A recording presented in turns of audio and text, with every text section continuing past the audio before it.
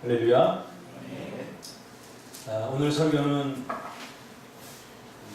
앞으로 한 두세 번 더 할 건데요. 같은 본문을 가지고 한 번에 끝낼 수 없을 것 같아요. 또 우여곡절이 많습니다. 설교를 다 준비를 해놓았는데 제가 갑자기 인사이트가 떠올라서 수정을 하려고 제가 하다가 아침에 날려버렸어요. 설교를 확 날려버렸어요. 그래서 오늘 제가 좀 늦었어요. 그래서 순간 옛날 같은 눈앞이 캄캄할 텐데 두 가지 딱 떠오르더라고요. 그냥 메모해놓은 노트를 갖고 와서 더듬으면서 할까? 아니면 다시 이걸 다시 쓸까? 다시 쓴다는 게, 다시 한다는 게 좀 마음에 안 와서 그냥 메모해놨던 노트 갖고 와서 하자 했어요.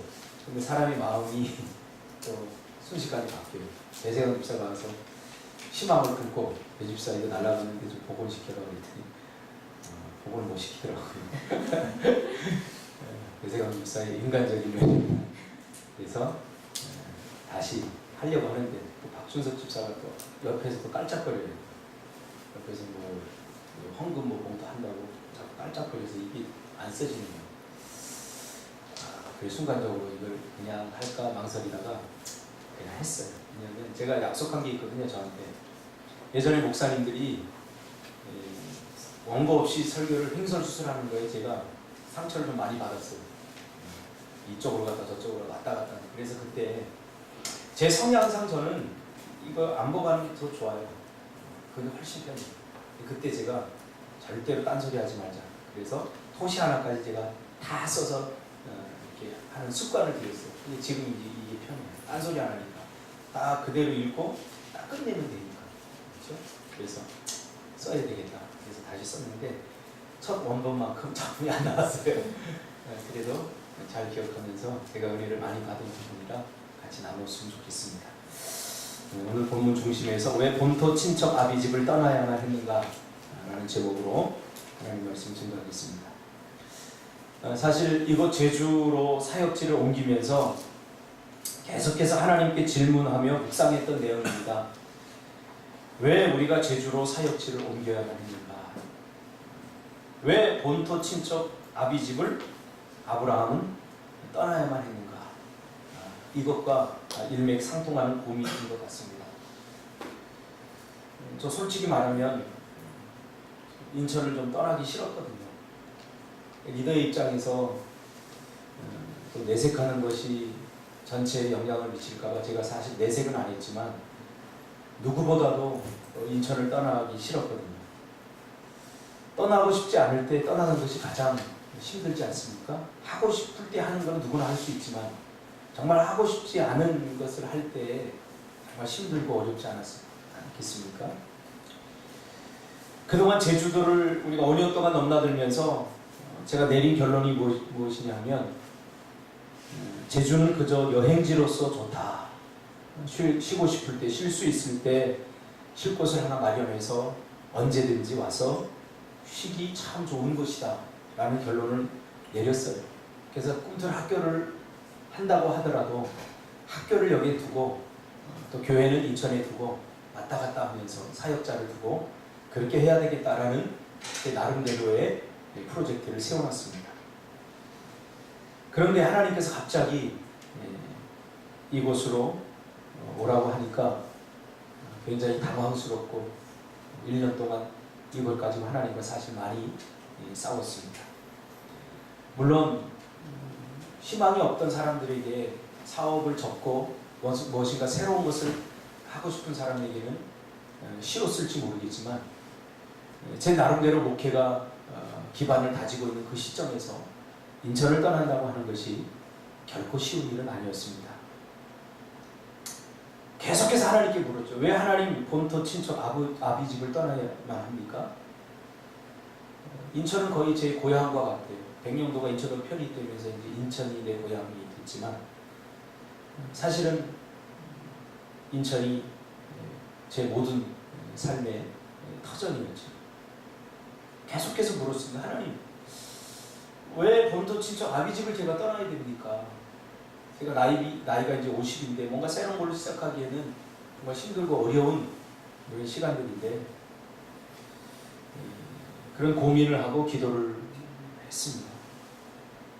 오늘 설교는 거기에 대한 하나님의 응답입니다. 그래서 잘 들으시길 바랍니다. 저의 응답이기도 하지만 우리 공동체에 대한 응답이기도 하고 여러분들에 대한 응답이기도 합니다.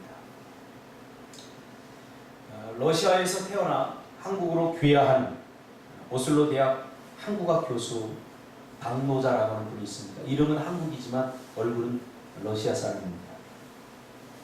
이 박노자 교수는 한국의 젊은 세대와 한국 기성세대에 대해서 이렇게 안타까움을 표현했습니다. 자본주의 전쟁터에서 출세의 전사들로 키워지고 있다.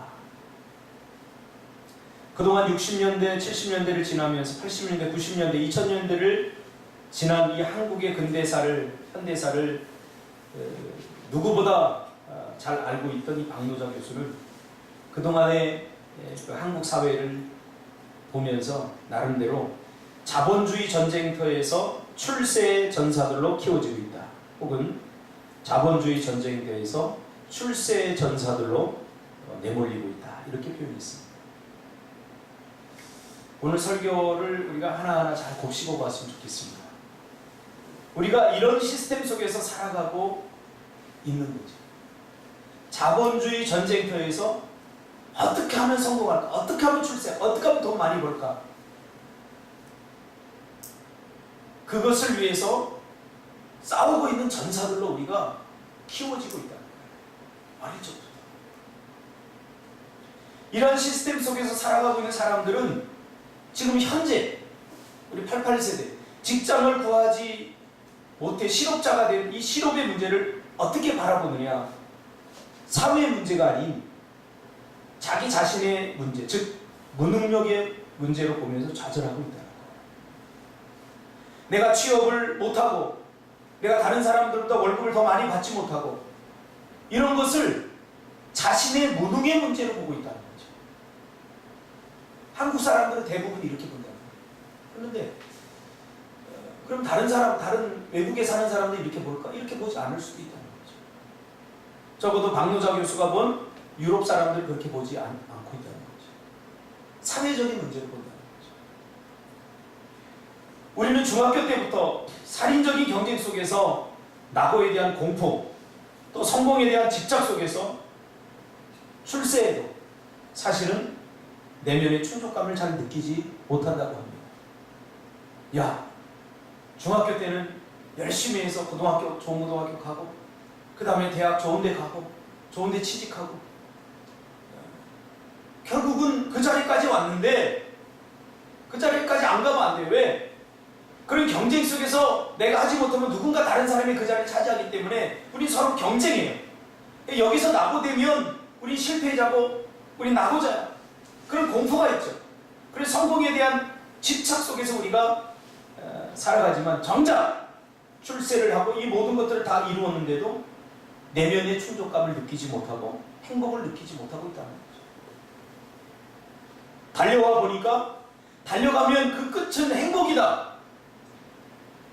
그 성취감으로 너희는 아주 멋진 삶을 살 거다 라고 충동질 당해서 우리가 거기까지 경쟁하며 누리고 싶은 거 하고 싶은 거 못하고 달려왔는데 달려와 보니까 지옥을 경험하고 있죠.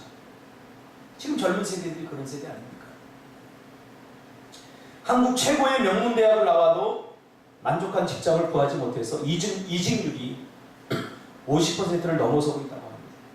서울대, 연대, 고대 그 세 대학만 통계를 낸 걸 보니까 직장을 좋은 직장, 그래도 걔네들은 괜찮은 직장 들어가지 않습니까? 괜찮은 직장 들어갔는데 이게 아니네 하고 직장을 다시 나와서 이직을 하는 이직률이 명문대 조사한 보면 50%가 넘어서고 있어요. 지금 계속 넘어선다는 거예요. 그나마 잡은 직장 마음에 맞지 않아도 힘들고 고통스러워도 어쩔 수 없이 머무르는 사람이 태반이에요. 어쩔 수 없이 머무르는 그 대부분은 첫째, 부모님 때문에, 둘째, 가족 때문에, 결혼한 사람. 부모님들이 그러는 거예요. 야, 너 그렇게 좋은 직장 들어갔는데 왜 나오려고 그래? 부모님들의 눈에 비친 그 직장은 좋아 보이지만 정작 자신이 들어가니까 좋아 보이지 않더라고요. 너무 힘들고 고통스럽다는 거예요. 이런 상황을 어떤 시인은 멋모르고 달려오거니 지옥이었다라는 말로 표현하고 있습니다. 천국을 향해서 달려간다고 생각했는데 달려가보니 목적지에 지옥이었다는 사실이죠. 그러므로 여러분, 멋모르고 달려서는 안 됩니다. 멋모르고 달려서는 안 됩니다. 다른 사람들 달린다고 나도 달려서는 안 됩니다. 다른 사람들이 이렇게 하면 행복할 것 같다고, 저렇게 하면 행복할 것 같다고, 이렇게 가야 된다고 말하는데 왜? 우리 항상 왜?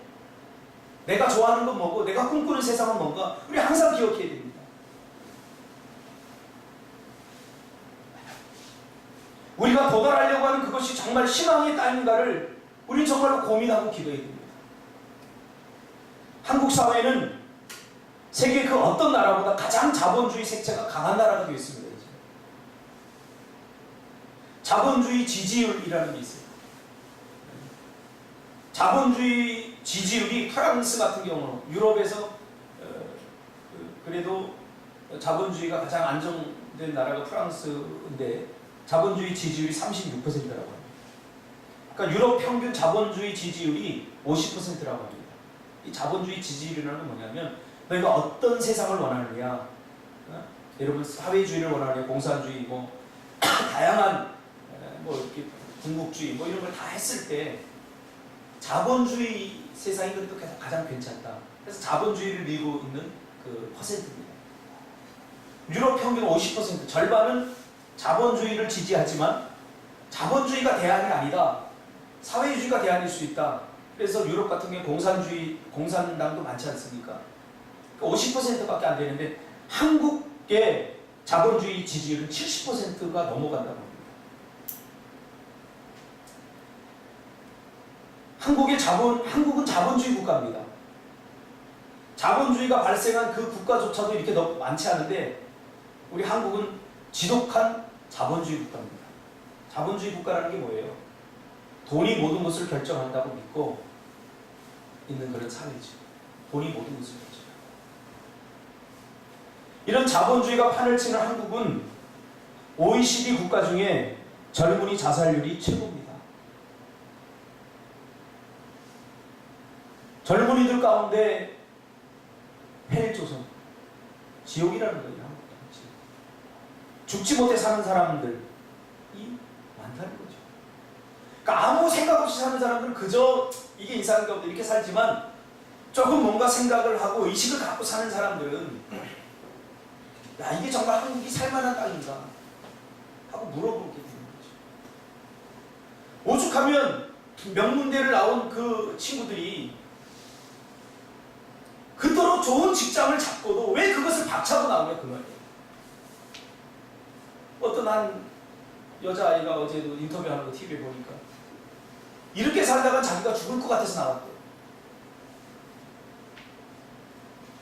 시골에 계신 부모님이 논밭 팔아서 자기를 좋은 대학 보냈는데 그동안 부모님 눈치를 보느라고 이건 아니다 싶어서 나오고 싶었지만 부모님 때문에 못 나왔는데 이러다가 자기가 죽겠다 싶어서 나왔다.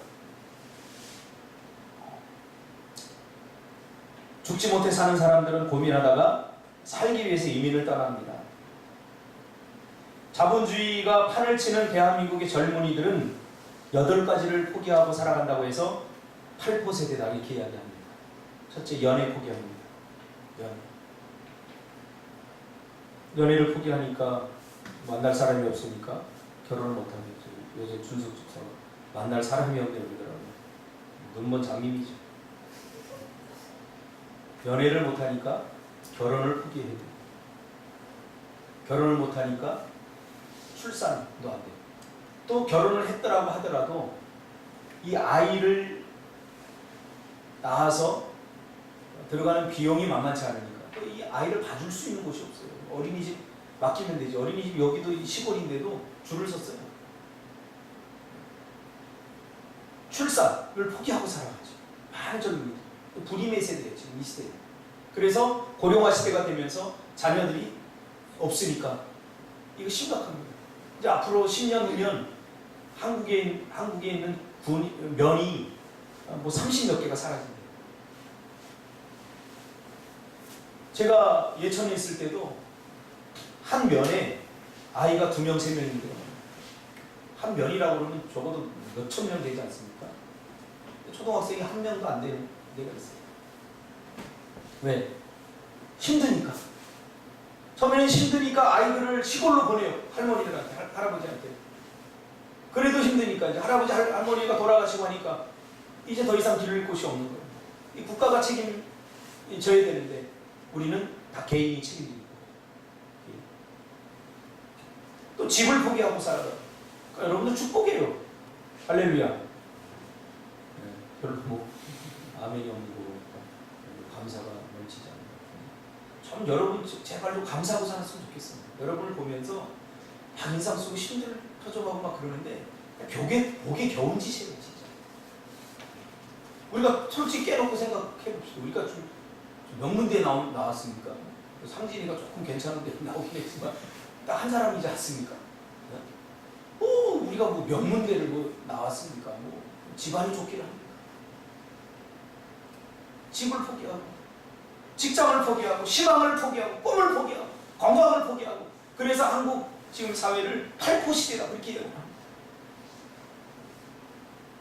심지어 최은영 교수라고 이분이 한국의 그 국어사전에 새로운 단어를 도입을 했는데 빗장도시라는 말을 처음 썼어요.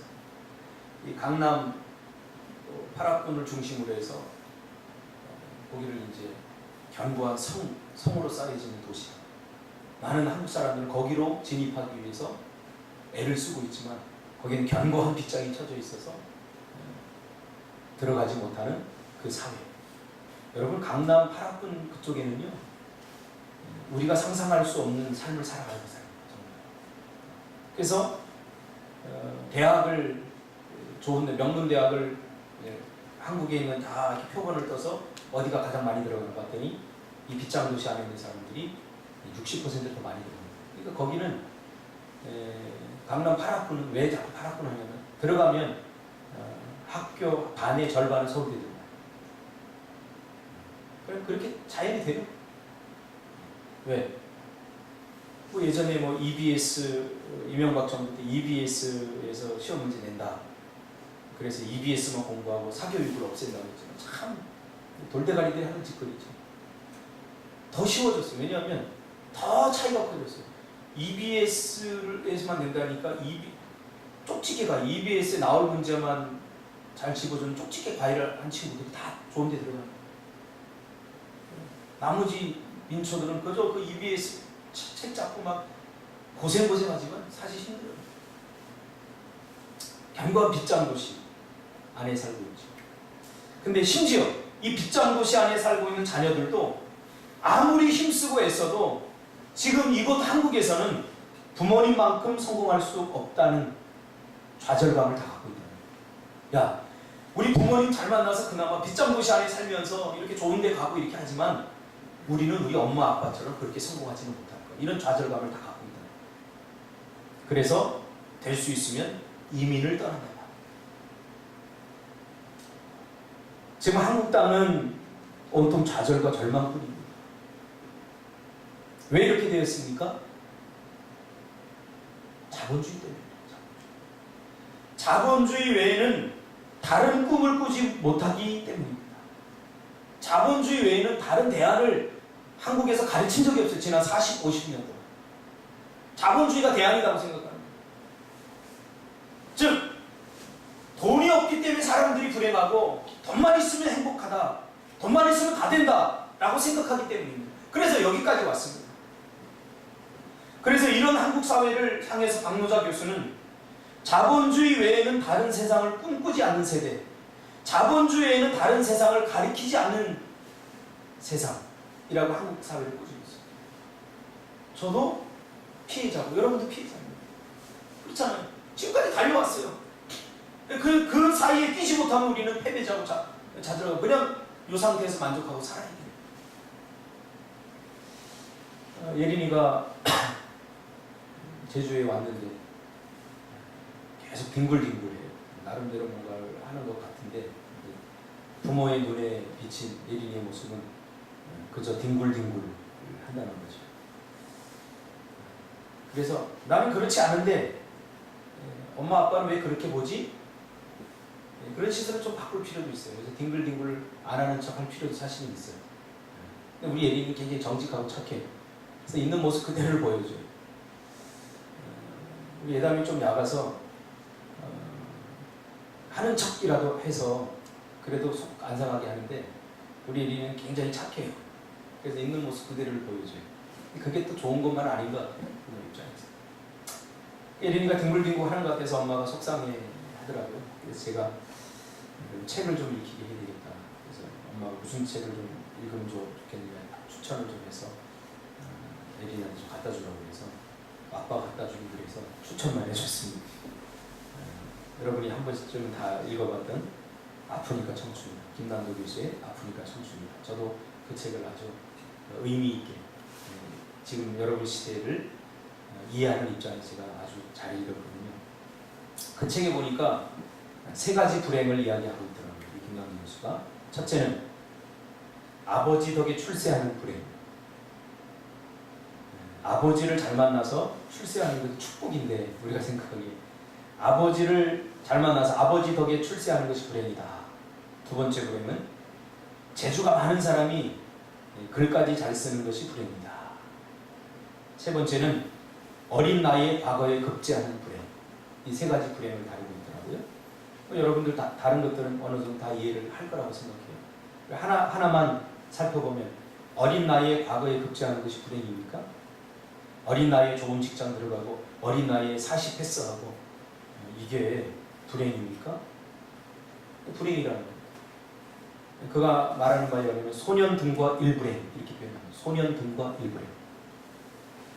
왜 이게 불행이냐면 일찍 출세하면 나태해져서 더 이상 발전이 없고 교만하고 오만해져서 적이 많아진다. 자기 스스로부터도 적이 되고 자기 자신이 자기에게 적이 되고 그 오만하고 교만한 태도 때문에 다른 사람들이 그를 적으로 삼는다는 거죠.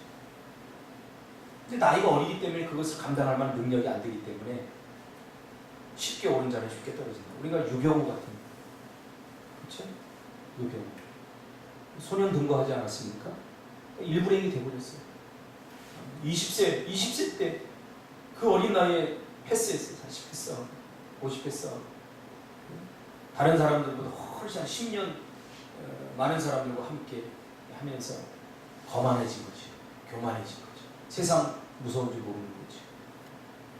역사에 그와 그의 가정은 치명적인 오점을 남기게 된 거죠. 그러니까 일찍 출세하면 나태해져서 더 이상 발전이 없고 교만하고 오만해져서 적이 많아진다는 거죠. 왜 이런 일이 일어납니까? 한국 사회는 자본주의의 하나의 약점이 뭐냐면 결과만 가르치고 과정은 가르치지 않는 거예요. 결과만 좋으면 과정도 다 묻혀가는 거예요. 그가 어떤 과정을 겪었든지 그 과정이 다 포장되는 거예요. 그 과정 속에서 일어나는 다양한 것들이 교훈되지 못하고 있죠. 결과만 좋으면 되는 거예요. 그러나 과정은 좋은데 좋은 결과 내지 못한 사람은 정말 많습니다. 그 사람들을 위해서 한국 사람이 박수를 쳐주지 않아요. 그냥 과정 좋은 사람만 박수 쳐주는 거죠. 그러니까 외국 같은 데 가보더라도 내가 지금 어떤 과정을 겪고 있다 하는 사람들이 강연을 주로 많이 해요. 결과를 낸 사람들. 근데 한국은 결과 낸 사람만 강의합니다. 교회도 한국 교회도 마찬가지예요. 자본주의예요. 한국 교회. 그래서 부흥한 사람, 성도 많이 모은 사람, 이 사람들이 주로 세미나 하지 나같이 별로 몇 사람 넣어가지고 어떤 사람은 과정 속에 있는 사람은 세미나도 못하는 거예요. 그러니까 좋은 결과를 만들어내기 위해서 수단과 방법을 가리지 않는 거죠. 결과만 좋으면 다 좋습니까? 세상은 그렇게 보지만 하나님의 나라는 그렇게 보지 않아요. 가정을 중요하게 여기죠.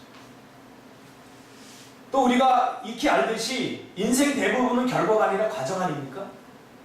과정입니다.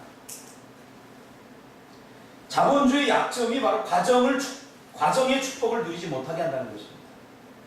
힘들고 어렵게 살았던 우리 부모 세대는 밥 한 끼 굶지 않는 것이 최고의 삶의 목적이었습니다.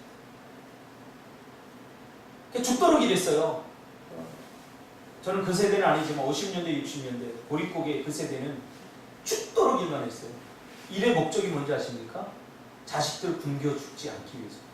실제로 50년대 전쟁이 끝나고 60년대 이때는 하루에 한 끼였어요. 한 끼 먹었어요. 우리가 하루 3끼 먹은 게 얼마 되지 않아요. 하루에 한 끼, 그것도 보리밥.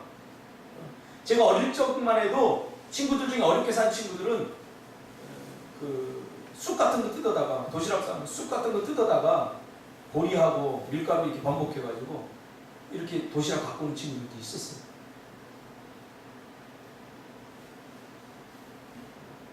최고의 삶의 목적이 우리 자식 밥 한 끼 굶지 않는 것, 그것이었습니다. 조금 나아져서 이제 밥을 먹고 사는 것이 좀 해결이 되니까 그 다음부터는 이제 성공. 어떻게 하면 이름을 낼 수 있느냐 보니까 교육이거든요. 교육. 그래서 이제는 먹고 살기 위해서 사들였던 땅을 팔기 시작합니다. 왜? 먹고 사는 것이 해결됐고 이제는 자식이 성공하니까 부모들이 어깨 피고 살고 자식 자랑하는 맛에 사는 거죠. 그러니까 땅을 하나씩 팔면서 교육을 시키기 시작했어요. 시골에 보면 누구 40패스, 누구 서울대 이런 거 다 써보죠. 그때부터 시작된 거야. 교육이 출세와 성공을 가는 지름길이라고 생각했기 때문이죠. 교육이 돈을 움직일 수 있는 키워드이기 때문에. 지금은 조금 바뀌고 정치가, 권력이 돈을 움직이는 키워드가 되어버렸지만 70년대만 해도 교육이 돈을 움직이는 키워드였어요. 철저히 자본을 중심으로 움직이게 됩니다. 이런 치열한 경쟁 사회 속에서 내몰린 젊은이들은 옆도 안 보고 뒤도 돌아보지 않고 우리 부모님의 이 욕구를 만족시켜줘야 된다. 그러면서 달려왔는데 달려와 보니 지옥이라는 거죠. 공산주의 사회가 다른 세상을 꿈꾸려고 시도했잖아요. 이게 다 이데올로기 아닙니까? 제발 여러분들도 좀 생각하며 살았으면 좋겠어요. 왜 우리가 이 제주 땅에 오게 되었는가? 이런 여유가 없고 생각할 겨를이 없는 치열함 속에서 자본주의 외에는 또 다른 세상을 가르치지도 않고 또 다른 세상을 꿈꾸지도 못하게 만들어버린 거죠. 얼마 전에 보니까 서울대학을 나온 아들이 자신이 하는 만두 가게를 물려받으려고 하자 목숨 걸고 반대. 내 눈에 흙이 들어가기 전에 안 된다고 하면서 말려서 어쩔 수 없이 그 만두 가게를 물려받지 못하고 있다. 그러나 아버지가 돌아가시면 자기가 다시 물려받아 살 거다. 그렇게 말하는 걸 제가 들었습니다. 이 정도면 우리가 사는 세상은 여러분이 인식하든 인식하지 못하든 정말 바벨론입니다. 바벨론 그러니까 뭐 엉뚱한 얘기 하나 그러지만 오늘 갈대아우로 여기가 바로 바벨론입니다. 후에 바벨론입니다. 창세기 11장에 불임의 세상, 꿈을 잉태하고 꿈을 낳는 일이 멈춰진 불임의 땅, 이 바벨론에 머물러 있던 갈대아 우르에 머물러 있던 아브라함을 하나님께서 부르십니다. 바벨론은 어떤 땅이라고요? 불임의 땅. 더 이상 꿈을 심어주는 일을 포기한 채 불임으로 살아가고 있는 불임의 땅이 되버린 거죠. 세상. 지금 우리가 사는 세상도 마찬가지야. 야, 우리가 하고 싶은 일 있으면 야, 무슨 꿈이야, 어린애들처럼 먹고 살아야지. 그래서 생각할 여유도 없이 겨를도 없이 내몰린 거예요. 그래서 지금 와 보니까 도착해 보니까 이게 아니야. 지옥에 와 있는 거야. 우리가 돌아보니까 하고 싶은 것도 못하고 여기까지 달려왔는데 우리가 원하는 세상이 아닌 거지. 그게 바로 바벨론입니다. 성경에서. 더 이상 꿈을 심어주는 일을 포기한 채 불임으로 살아가고 있는 불임의 땅, 우리가 그 한복판에 지금 살고 있습니다. 여러분 어디 나가서 여러분 나이에 꿈 이야기해보세요. 좀 미쳤다고 해요. 더 이상 한국교회도 불임의 교회가 되어가고 있습니다. 교회에서 꿈을 이야기하고 목회도 마찬가지. 엊그제도 제 친구가 와서 뭐 이렇게 이야기를 하는데 막 듣고 싶지 않아요. 제가 그렇게 당신이 그거 하고 싶었던 거야? 이렇게 묻고 싶어요. 그러니까 다른 사람들이, 목회자들도 다른 사람들이 가는 길, 10년 정도 있으면 이제 교회에 어떤 그 기초가 다져지고 조금 한 10년 동안은 또 이렇게 쌓아지는 시기가 오고 또 30년 이렇게 보면은 뭐 한 몇백 명 되고 그럼 성공한 목회자입니까? 나는 그렇게 목회하면 절대 행복할 것 같지 않아요. 그래서 어쩌면 내가 이 땅에 오고 싶지 않았지만 하나님께서 내 기도를 들으시고 응답해 주셔서 이쪽으로 온 것 같아요. 내 의지와 상관없이. 지금 바벨론 시대와 지금 우리가 한국 사람들이 우리가 살고 있는 지금 이 땅과 별반 다르지 않다. 하나님은 이런 바벨론에 살고 있는 아브라함을 불러내서 비전을 주시죠. 갈대아 우리 바벨론이거든요. 하나님께서 아브라함에게 너의 고향과 친척과 아버지의 집을 떠나 내가 네게 보여줄 땅으로 가라. 사실 이 비전은 우리 모두에게 주신 비전이에요. 그때 당시 아브라함에게만 주신 비전이 아니라 우리 모두에게 주신 비전임을 우리가 먼저 자각하는 것이 중요해요. 본토 친척 아비 집을 떠나 내게 보여줄 땅으로 가라. 그 다음부터 이제 축복이 주어지죠. 그러면 어떻게 할 것이다. 그걸 이제 다음에 살펴보기로. 하나님께서 우리에게 주신 비전인데 그럼 비전이 무엇인가를 우리가 알아야 돼요. 비전이 뭐야, 조선 집사?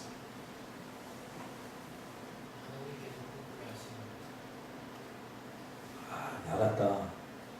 설교 잘 들었네. 하나님께서 꿈꾸게 하신 거. 뒤에가 뭐 꿈을 꾸네. 뭐?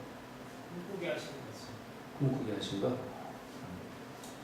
자, 이제부터 비전이 무엇인가에 대해서 제가 이야기할 때 잘 들으시고 머리에 다 기억했으면 좋겠어요. 왜? 우리 공동체 비전 공동체이기 때문에 비전이 뭔지를 알아야 돼요. 제가 늘 했던 이야기 그대로 다시 종합해서 하는 거예요. 쉽게 설명하기 위해서 우리가 이제 한 번쯤은 읽어보았던 켄 블랜차드의 칭찬은 고래도 춤추게 한다. 우리나라 번역이에요. 다른 외국 번역은 원래 얘기하는데 여기에 보면 정말 비전을 잘 설명해주고 있죠. 비전이 무엇인지. 그래서 비전의 삶을 살려면 이 켄 블랜차드는 세 가지를 제시합니다. 첫째, 비전의 삶을 살려면 먼저 자신이 누구이고 자신이 왜 사는지 알고 내 삶의 목적이 무엇인지 분명히 알아야 된다. 이게 첫 번째. 비전의 삶을 살려면 자신이 누구인지 분명히 알아야 돼요. 자신이 왜 사는지 또 나의 삶의 목적은 무엇인지 이걸 분명히 알아야 된다. 비전의 삶을 살려면. 두 번째, 어디로 가는지 알아야 된다. where의 문제예요. 미래의 청사진이 무엇인지 알아야 된다. 자신이 그리고 있는 그림이 지금 어떤 그림을 그리는지 알아야 된다는 거죠. 뭘 그린지도 모르고 그려서는 안 된다는 거죠. 자신이 지금 되고 싶고 하고 싶고 하는 것들이 무엇인지 분명히 그림으로 그려져야 된다는 거죠. 뭘 그리려고 하는지도 모르고 그리는 사람이 있습니까? 그리다 보니까 이런 그림 됐네? 그게 아니에요. 청사진이 분명히 된다는 거예요. 세 번째는 가장 중요하다고 저는 봅니다. 무엇이 그 여정을 인도하는지, 핵심 가치가 무엇인지, 그 여정으로 인도하는 핵심 가치가 무엇인지를 분명히 알아야 됩니다.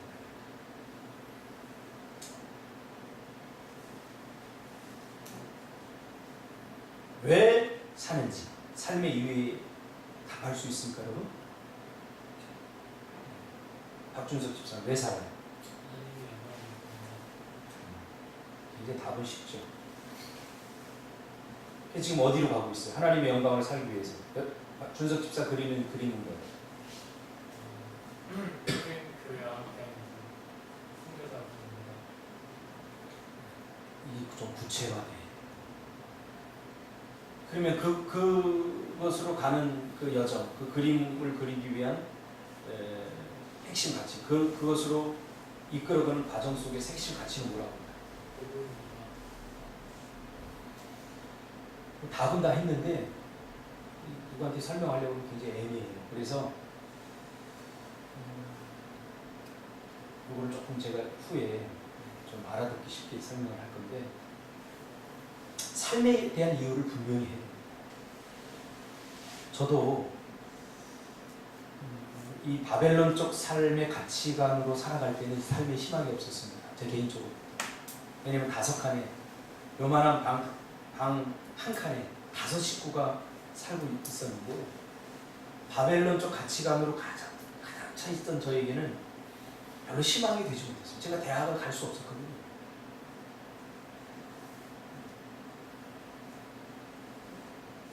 대학을 갈 수 없었어요. 돈이 있으니까 뭐가 있습니까? 그때 공부를 특히 잘하는 게. 그러다 보니까 내가 가질 수 있었던 삶은 유일하게 공돌이, 그때 당시 공돌이, 공장 다니는 거였어요. 제 또래 대부분의 친구들은 부모 잘못 만나고 뭐 돈 없고 그러면 대부분 주변에 있는 공장 다 다녔어요. 공장에 가서 기계적 삶을 살았죠. 뭐 이렇게 뭐 깎고, 기술자들 도면 들여서 뭐 깎으라고 깎고, 금형 뭐 이런 거 하다 손도 잘리고, 그러니까 희망 없는 삶을 사는 거죠. 제가 오죽했으면 제 삶에 희망이 보이지 않아서 죽으려고 했습니다. 왜? 바벨론 가치관이 들어있으니까 희망이 보이지 않아요. 내가 왜 살지? 존재 이유도 잘 몰랐어요. 사람들 왜 사는 걸까? 이렇게 하려고 사는 걸까? 그때는 또 마침 주변에 정말 힘들게 살고 가난하게 사는 사람들밖에 안 보여요. 왜? 잘 사는 사람들 보면 내 마음이 버티기 힘드니까 가난한 사람들은 보는 거예요. 밑에만 보는 거예요. 밑에만 보니까 사는 게 너무 힘겨워 보여요, 다들. 제가 살던 곳이 공동주택인데, 많이 공동주택이지, 지금도 동암, 그쪽은 지금 다 개발되는데, 지금 제가 거기를 가보고 싶지 않아요, 동암 그쪽으로. 옛날에 문둥이들이 살았어요. 문둥병에 걸린 사람들이 이제 난 다음에 국가에서 그쪽에서 살도록 정해놨어요. 그러면서 국가에서 양계장을 해가지고 먹고 살도록 했어요. 근데 그 양계장을 개조를 해서 집을 만들어갖고 세를 줘서 벌어먹고 사는 사람들이 있었어요. 그러니까 우리는 사회의 밑바닥에서도 가장 밑바닥, 이게 제가 처해 있던 거죠. 그 주변에 그 양계장을 고쳐서 이렇게 타다타다다다다 이렇게 방 같지도 않아요. 겨울에 바람이 술술 들어오고, 연탄 그 한 장 아끼려고 저녁에만 연탄 떼고, 그러던 사람들이 그냥 거의 살았어요. 그러니까 내가 왜 살아야 되는지 이유도, 이렇게 살다가 이렇게 죽을 거면 왜 살아야 되는지도 모르고, 뭐 성공할 수 있는 어떤 기반도 없고, 뭐 대학을 갈 수 있는 형편도 안 되고, 희망이 없는 거죠. 존재 이유도 몰라. 자, 그러면 이 비전에 대해서 좀 알기 쉽게 제가 월트 디즈니에 대해서 이렇게 설명하면서 하려고 합니다. 월트 디즈니는 이 월트 디즈니를 만들 때 존재 이유를 이렇게 설정했습니다. 사람들을 행복하게 하기 위해서 내가 존재한다. 그리고 그 월트 디즈니랜드를 만들면서 이 디즈니랜드 존재 이유는 사람들을 행복하게 하는 거다. 존재 이유가 분명했잖아요. 자, 그럼 청사진. 미래의 청사진에 대해서 자신이 도달할 장소. 그러면 사람들을 행복하기 위해서 그가 그리는 그림은 뭐냐? 행복이 뭐냐라고 말했을 때 월트 디즈니는 이 디즈니 동산에 들어오는 모든 사람들이 들어올 때부터 미소를 지어서 나갈 때까지 미소 짓고 나가게 하는 것이 자기가 그리는 청사진. 월트 디즈니. 근데 실제로 여러분 이거 교회에서 제시하는 비전이 아니라 월트 디즈니 한낱 어떤 한 사람이 꿈꿨던 비전입니다. 월트 디즈니랜드를 만들면서 그 디즈니랜드가 존재하는 이유는 사람들을 행복하게 하기 위해서다. 그러면 사람들을 행복하기 위해서 그가 그리는 그림, 청사진은 뭐냐? 거기 들어오면서 사람들이 가슴 뛰는 가슴으로 막 미소 지면서 들어와서 나갈 때도 너무 좋았다 하면서 미소 지으면서 미소를 잃지 않고 나가게 하는 게 그가 그린 그림입니다. 그러면 어떻게 이 핵심 가치를 만들 수 있느냐? 어떻게 핵심 가치가 그렇게 이끌어갈 수 있느냐? 그래서 네 가지를 월트 디즈니는 강조했어요. 그래서 디즈니랜드 안에 있는 모든 직원들에게 이 네 가지를 반드시 하도록 했어요. 첫째는 안전이다. 안전.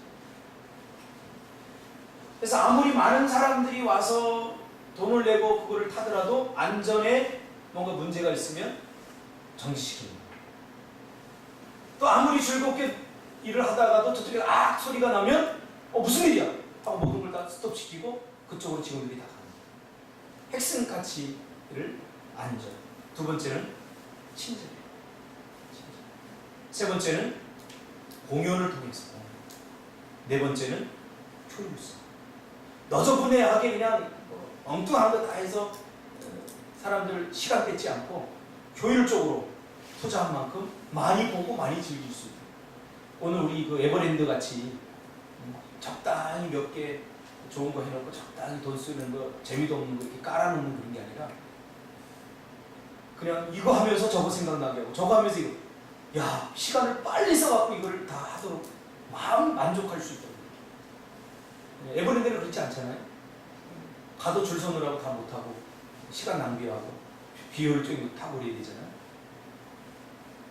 이 네 가지. 이것이 존재의 목적을 달성하고 미래의 청사진을 완성할 수가 있다. 오늘 설교는 여기까지 하려고 합니다. 다음 주에 무슨 설교 같지도 않은 설교를 자꾸 이렇게 하지. 오늘 우리가 들은 말씀과 다음 주까지 이렇게 연결하면 어느 정도 좀 그림이 그려질 겁니다.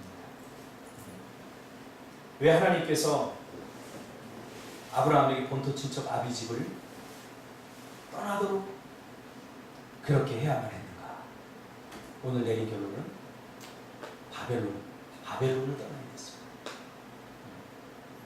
자본주의가 판을 치는 이 세상, 그런 가치관에 물들어 있는 우리, 그 사람들이 결국 꿈꾸는 세상이 어떤 세상이에요? 헬조선이지. 그가 만든 결론이 헬조선입니다. 그럼 우리도 하나님께서 왜 그것을 떠나 이곳 제주 땅으로 우리를 오게 했는가 하는 것에 대한 고민을 우리 다음 주 조금 더 풀어보도록 이렇게 하겠습니다. 기도하겠습니다. 걸어가신 아버지 하나님, 감사를 드립니다. 왜 우리가 제주 땅에 와야만 했는가? 어떤 사람은